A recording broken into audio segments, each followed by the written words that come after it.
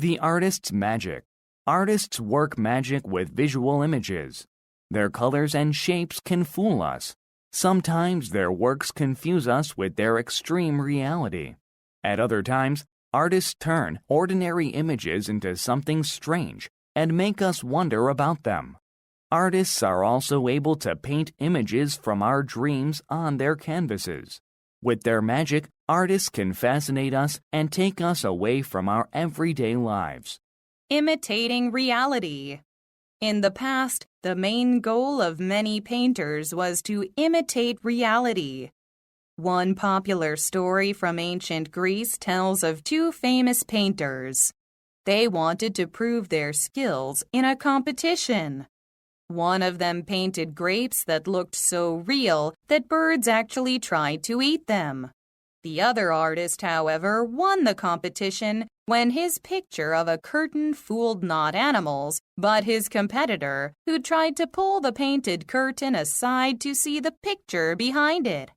This kind of realistic art was popular during the ancient Greek and Roman times, and then again during the Renaissance. Its purpose was to capture a moment in time and hold it forever. In this picture, a boy seems to be emerging from the dark space of the picture. He has one foot on the frame, seemingly trying to pull himself out of the scene. To these artists, what mattered most was the vividness of the moment. Telling stories. Some artists use illusions to tell a story. Sometimes they hid messages in their pictures so well that we might miss them even when they are right before our eyes. Here is a picture of two men. Between them are many ordinary objects that look so real that even the smallest detail can be detected. If you look at the picture closely, however, you will see a strange form at the bottom center. Can you tell what it is? It is, in fact, a secret message that the artist hid in the picture. He distorted the shape of a common object to make it harder to recognize. It can be identified only when it is viewed from a specific angle. To catch the message, look for the arrow on the right of the picture. Then, view the picture from that angle with your nose directly against the paper, and the secret message will appear. It is a skull, spread out. The skull was a reminder of death, a common theme in Renaissance art. It stands for the short, meaningless nature of life, and the artist must have painted the skull to remind us that we will one day die. The artist, however, may not have wanted to frighten the viewers with too direct an image and hid the message.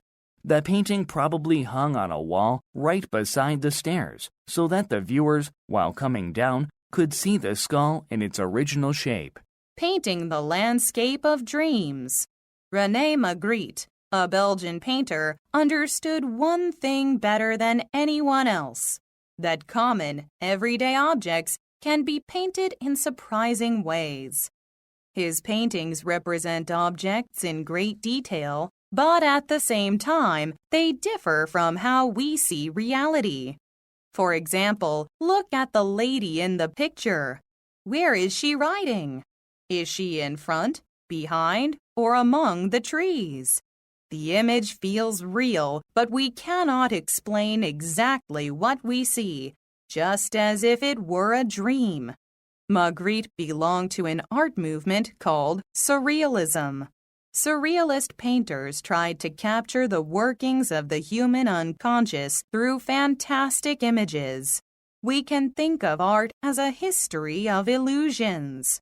Looking at the world through art, we come to appreciate it from unexpected, surprising, and fresh perspectives.